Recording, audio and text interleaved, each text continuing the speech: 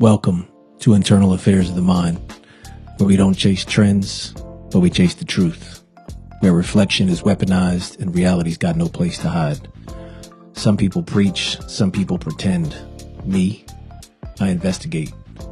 I'm Greg Thompson, a retired cop with over 2 decades experience, but a lifelong investigator. And now, a full-time interrogator of the human condition.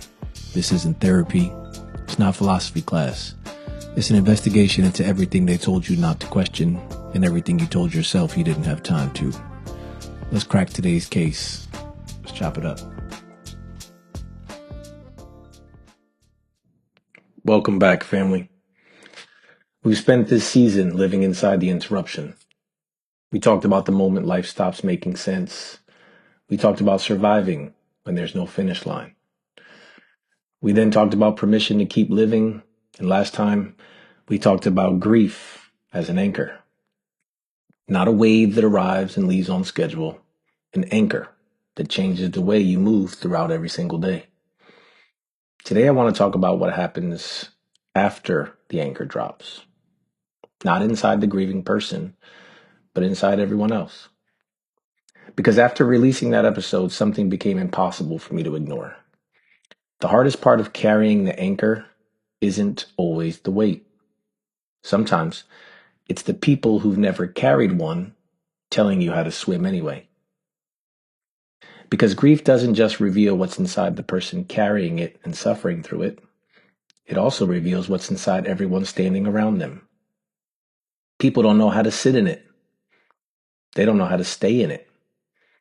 And more importantly, they don't know what to do when they can't fix it. So they do what humans always do when they're uncomfortable. We start talking. And when talking doesn't feel like enough, they start explaining. And when explaining seems to fail, they start quoting. But here's what I think. Most of what people say to grieving people isn't actually for the grieving person. It's for themselves. It's not comfort. It's self-regulation. See, we mistake relieving our discomfort for relieving theirs. And before anyone gets defensive, I don't say that with judgment. I say it with compassion. Helplessness. Because helplessness is one of the most uncomfortable emotions a human being can experience. And humans are not built for helplessness. We want to help. We want to make it better. We want our words to somehow reduce another person's suffering. But grief doesn't always need our explanations. Sometimes it just needs our willingness to remain. So when your world falls apart, something subtle but immediate happens. You stop being a person to sit with and start becoming a problem to solve. You stop being someone to love and become someone to manage. And suddenly, everybody is in the ministry of your emotional correction. God has a plan. Everything happens for a reason. She's in a better place. You'll see her again. God needed another angel. Well, my children needed their mother. Please stop telling grieving people what is true in heaven while ignoring what is true in their living room. Because yes, heaven may be real. Hope may be real. Eternity may be real. But so are the children asking where their mother is. See, grief doesn't ask us to choose one reality over the other. It forces those of us to live inside of both, simultaneously.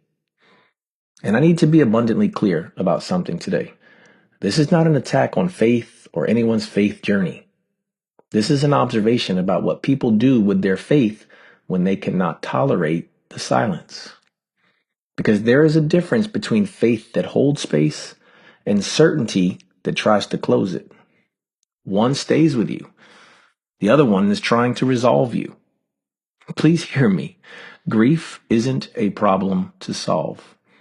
Grief doesn't simply disappear because everyone needs it to. Most of what people offer in grief isn't actually comfort. It's some form of resolution. A way to make something unbearable feel explainable, something they can mentally file away so they can survive being near it. Because here is a reminder about what actually happens in real life grief. At first, people show up. They're present. They bring food. They sit on the couches. They don't even say much. They stand in doorways. They hug too long. They leave quietly. And for a brief moment, that is exactly what helps. Not answers, not theology, just presence that doesn't run away. Because sometimes presence is the only honest response to pain that has no explanation. But then time passes and something shifts because grief doesn't stay socially convenient. It stops being a visitable event and becomes your ongoing reality. And that is where people start to disappear. Not all at once, in increments, small withdrawals that are socially protected. They stop calling, they stop mentioning her name, they stop asking how you're doing. Your grief becomes something people orbit instead of enter. They show up around you, but not inside it with you. And what they don't realize is that avoidance often feels like a secondary loss. We talked about this before for my children. Because the absence of presence is still absence. And it adds up quietly. See, prolonged grief makes other people uncomfortable. Not because it's wrong, but because it's unmanageable. And that's the real thread running through all of this. People don't avoid your grief because they don't care.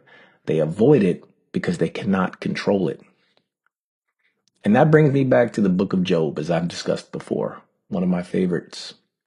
Because I think we've remembered the wrong part of his story.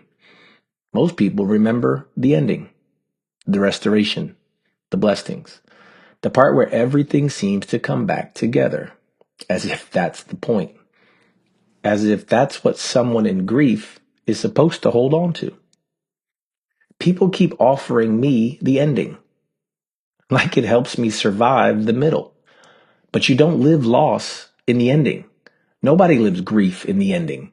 You live it in the middle, in the silence, in the bedroom that still feels occupied, in the grocery store where your hand reaches for something they always bought, in the split second before you remember, and then the remembering comes anyway. That's where grief lives, not in the ending, in the interruption. And if you've listened to this season, you know we've talked about interruptions. Because grief isn't just losing someone. It's losing every future that included them, every conversation you'll never have, every holiday you'll now celebrate differently, every milestone that arrives carrying both joy and absence. That's where people actually live. Not in the chapter they hope is coming, in the page they're trying to survive today. And that's why the details of Job's story matter.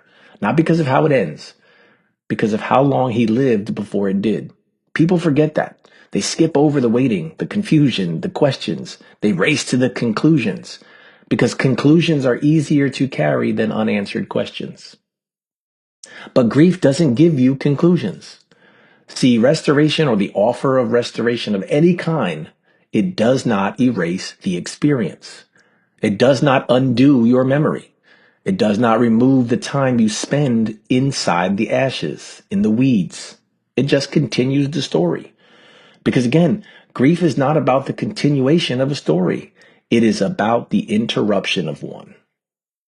It gives you the Monday, ordinary days, where extraordinary loss refuses to become normal. And before Job's friends ever opened their mouths, they did something remarkable. They came not to teach, not to preach, not to defend God. They came because their friend was suffering. Scripture tells us they saw him from a distance and barely recognized him. They wept. They sat down beside him. And for 7 days, they said nothing. 7 days. Imagine that. No speeches, no explanations, no attempts to locate God's hidden purpose, no reminders that everything happens for a reason. Just presence, just shared sorrow, just the humility to admit We don't know what to do, but we refuse to leave you alone. They just sat in the reality that something unfixable had happened. Maybe that's why they got it right in the beginning. I think that's one of the most beautiful and meaningful pictures of friendship in all of Scripture, because they understood something we often forget. Some pain should be witnessed before it's discussed, and some tears deserve company before commentary. And for 7 days, they got it exactly right. But then they spoke. They begin to explain.